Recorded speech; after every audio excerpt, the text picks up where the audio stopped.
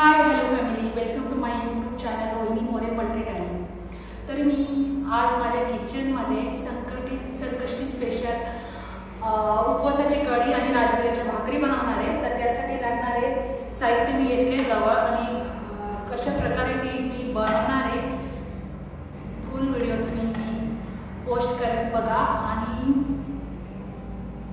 Like share subscribe जरूर करा।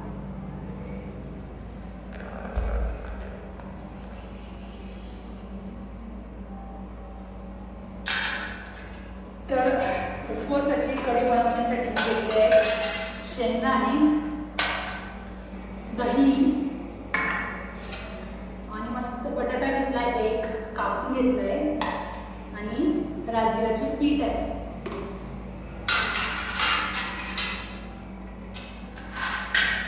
आणि हिरवी मिरची ही सुद्धा घेतली 4-5 धुवून घेतल्या। मी लोणी मिरची वापरत नाही, मला ते तिखट आवडत नाही म्हणून मी गावावरनं आणलेली होती। आता मी मागे गावाला गेली होती म्हणून आता मिरचीला 15-20 दिवस होत आले तरी बघा अजून फ्रेश आहे, खराब झालेली नाही। तर 2-3 मिरच्या मी तेलामध्ये फ्राय करणार आहे आणि 2-3 मिरच्या आपण मिक्सरला बारीक करणार आहोत, शेंगदाणे मिरची। ओके,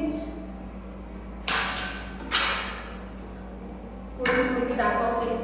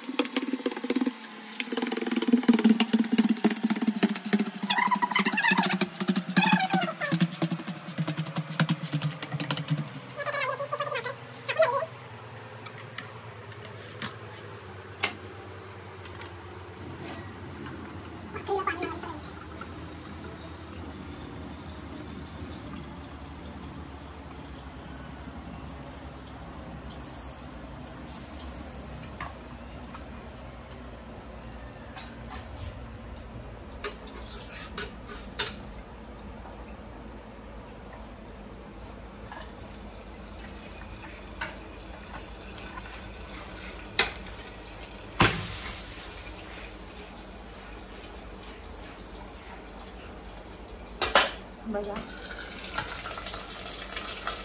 बटाटे पण लाल झाले।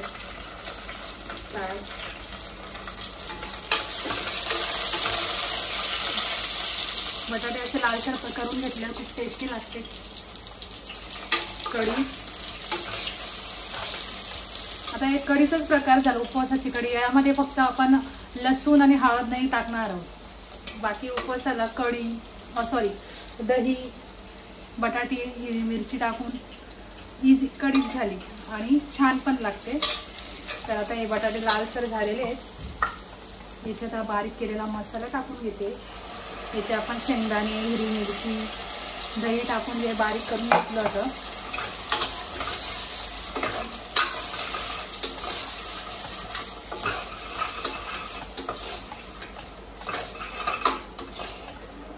थोडं शिजू देते, मग पाणी टाकते. आपल्याला हवं तेवढं प्रमाणात आपण बनवून घ्यायची मस्त.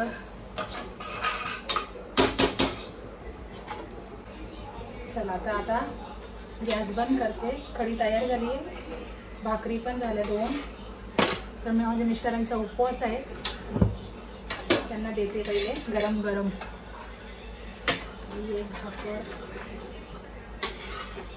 एक भाकर गरमागरम भाकरी, कढी,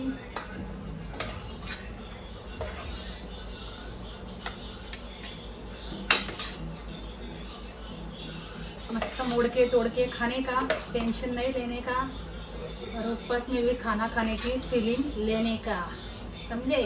भूखे पेट नहीं रहने का.